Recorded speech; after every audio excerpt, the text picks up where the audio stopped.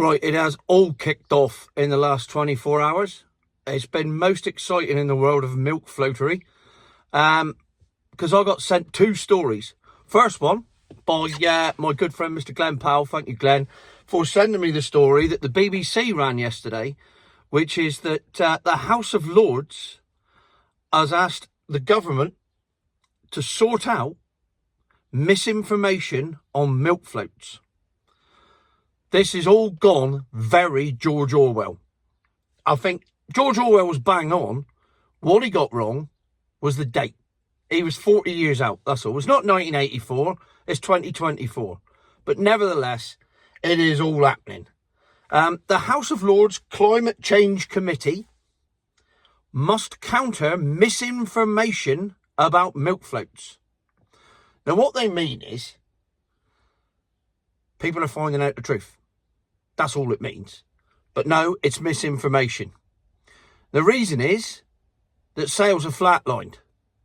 They went up a bit in 2023. And then people like me, Jeff and Macmaster, came along and went, actually, these cars aren't any good and we'll prove it by just driving them continuously and showing you that they're no good and they're nowhere near what the manufacturer says they are. Well, we can't have that. This is 2024. This is the world in 2024. We can't have people finding out the truth. They just need to be told what they're told and believe it. So therefore, because of mistruths, and this is a quote, because of mistruths on range and cost, sales have flatlined. It's not mistruths. You can take off the MIS off the front of that. People have found out. And people have gone, well, hang on a minute. You said this car will do 160 miles. It won't, it'll only do 100. And then if I have to charge it up at a motorway, it's going to cost me 50 quid. That's not a mistruth. That's just a fact. But no, we can't have that. This is 2024. We can't have it. And they're really worried because in 6 years' time, they want 80% of the cars on the road to be EV. And currently that percentage, 3. And it's not going up. So they're way off with their targets. So rather than go, oh, hang on a minute, have we got this wrong? No, let's go after the people that are reporting stuff and let's sort them out instead. Hence my Facebook shadow ban. Hence why I've had my toys taken away from me on Facebook. Suppression on other media and everything else. It's all the same thing. It's all Big Brother going, right, we need to suppress the facts because we just need people to know what we want to tell them to suit our agenda. Well, it's not working, is it? And yet, Baroness Parmenter, I Googled her and then I went on her Wikipedia page. She's never been an MP. However, she is a card-carrying vegan with animal rights issues. So to me, that's like, to me and most petrol heads, that's like kryptonite. You don't get any worse than that. You've got someone in the House of Lords that don't like steak and is convinced that farmers are harming animals. I mean, it don't get no worse. And she's in charge of this committee that is sorting out the disinformation. Well, you might want to sort out the disinformation on cows then, love, and how you reckon that methane is killing the planet when there's 1/10 of the population of cows there were 100 years ago. But don't you worry about that. That's a different video. Yes, now, this disinformation, according to Baroness Parmenter of the House of Lords Climate Change Committee, she's very concerned because, and I quote, we have seen a concerted effort to scare people. What about milk floats? I'll tell you what, love, you should have been around in 2020 and 2021 when they were running all the COVID adverts. Oh, was that different? Oh, yeah, that was all right to scare the shit out of people then, was it? But by saying my milk float only does 80 miles, not 160 miles, that's fear and loathing, is it? But saying, if you go out the house, you're going to die unless you strap a pair of old pants to your face, that's all right. One rule for one rule for the other. Now, one rule for one and one rule for the other. Remember that. That's going to come up again in a minute in one of the greatest things that's ever happened this week. Because Richard Bruce, job title, Director of Transport Decarbonisation at the Department of Transport. Well, for a start, you've got a job title with transport in there twice. That's just fucking lazy. sorted out. There's been a, quoting again, there's been a concerted campaign of misinformation over the last 14 months. Richard, I'll take that as a compliment. I've been doing this for exactly 14 months. So thanks very much, mate. I gather you, my ego tells me you can't be talking about the Daily Express or the Sunday Times. You have to be talking about me, because that's what my ego predicts. So I'm happy with this. And apparently, people like me have been pushing consistent myths that people absorb. Again, I refer you to the COVID thing, mate. You may want to go back and review that, and then worry about sorting out those myths before you come after the milk floaters. Or not the milk floaters, the people that don't like the milk floaters. It's not that I don't like milk floaters. I don't like milk floats. Some of the milk floaters. I don't dislike any of the milk floaters. I just don't... nearly choked then. I just don't get it. For example, I was watching Top Gear last night. It was an old episode. And Jeremy Clarkson had an Audi R8 and the Corvette ZR1. Now, the ZR1 has 140 more brake horsepower than the Audi R8. But Jeremy Clarkson said, it's no good going around corners and it don't go in a straight line, etc., etc. We're going to give it to the Stig. And I thought, you don't know how to drive them properly. That's all it is. Because that's all anybody says to me that's a milk floater. You don't know how to drive them properly. So I thought, there it is, the Stig. He don't know how to drive it properly. If he knew how to drive it properly, he wouldn't be sliding around that corner. He wouldn't be wheel spinning. He wouldn't be parasliding, because he'd know how to drive it properly. Yeah, he'd be driving around a track at 55 mile an hour with no lights on, no heating on, and no nothing on. What's the point of that? Anyway, I digressed. So, that's the Department of Transport, the House of Lords, the Climate Change Committee, and the government all saying that there's been a concerted campaign of misinformation over the last 14 months, pushing consistent myths that people absorb.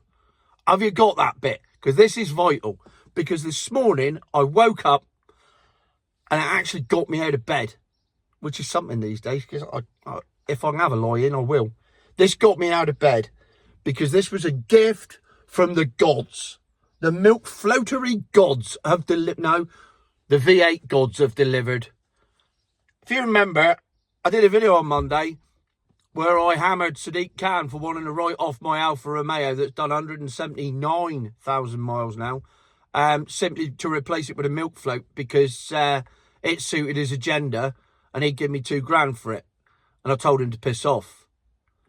And I also said that was one of the reasons I didn't like him. Well, one of the main reasons I don't like him is that he talks shit. I mean, coming from me, granted.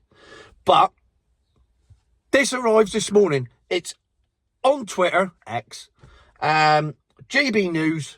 It's a mainstream news story. You will not believe it. This is just beautiful.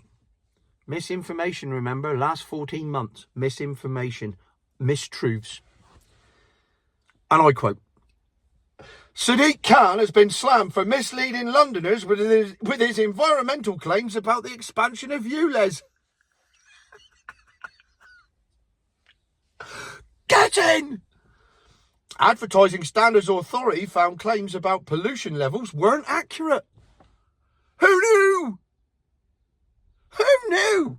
I'll tell you who did know. That bird in New Zealand with red rum's teeth in her mouth. Remember when she said this? Otherwise, dismiss anything else. We will continue to be your single source of truth. Well, it turns out they aren't the only source of truth. They're a very good source of lies and bullshit, though.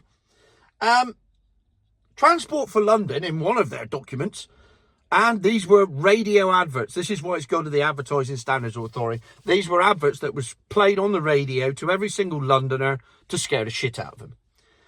Transport for London claimed nitrogen levels were halved due to Ulez. And it turns out it weren't based on tests. Just a scenario they made up. Scientists getting modelling wrong. This all sounds very familiar, doesn't it? It's almost like they're rolling out the same thing that they tried a couple of years ago. And as long as you've got scientific modelling and fear and misinformation, nothing else matters. Oh, where have I seen this before? Maybe my memory will get jogged in a minute. Anyway, the Advertising Standards Authority went, well, where's the evidence?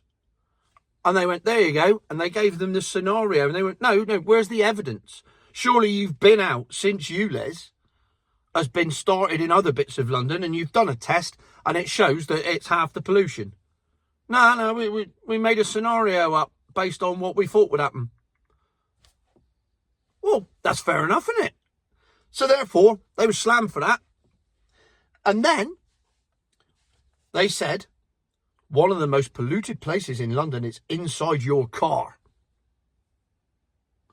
Well, most cars these days have pollen filters and they have HPAC filters and they have everything else. And you have the ability to just hit the button, which is the car with the arrow pointing inside. And then there's one with the circle of the arrow. That one stops taking air from outside, so you only get what's inside your car. So what they're saying is Londoners must have bad breath. Because if you're in your car with all your filters and your pollen filters and you've got that button on and it's the most polluted place in London, what the hell are you breathing out? Well, the Advertising Standards Authority thought the same thing as me. Because they said, all right, where's your reports? Transport for London produced 10, count them, 10. See, I'm Cornish, but I've only got 10 fingers. 10 reports. And the Advertising Standards Authority went through all 10 and went, well, none of these back up your claims. They're all crap. And threw them out. I mean, it's almost like they lied. Who'd have thought it? But Transport for London, they ain't going back down, are they? They ain't backing down. The science is clear. Yeah, I'll refer you to 2020 yet again. The science is clear. That's the science that uses models and scenarios instead of actually going out and measuring the air using science stuff. So the science ain't clear. The bloke in the lab with a white coat and pens in his pocket with beaker running around going me, who then types some stuff into a computer and goes, yeah, based on my test tube, this is what's going to happen. Well, what you could do is just stand in London with one of those pollution measuring things and measure it. But you ain't going to do that because it ain't made a shit of difference, has it? And that's why you haven't done it. So here we are. We're in 2024 where people want to go to war with the likes of me over misinformation and mistruths. Yet in the same 24-hour period, the Mayor of London is found guilty of spreading misinformation and mistruths about the same bloody subject on the other side. I mean, you cannot make it up. It's just genius. So there you are. George Orwell, 1984, Sadiq Khan, misinformation, mistruths, Big Brother, government. It's all there. It's all in one, and it's all based on one agenda and one agenda alone, the 2030 climate change agenda UN thing that involves net zero and all the other bollocks that goes with it. And it's all based on a litany of lies, yet somehow the fat bloke in Cornwall is the problem. As I've said many times before, and I will say it again, future my arse.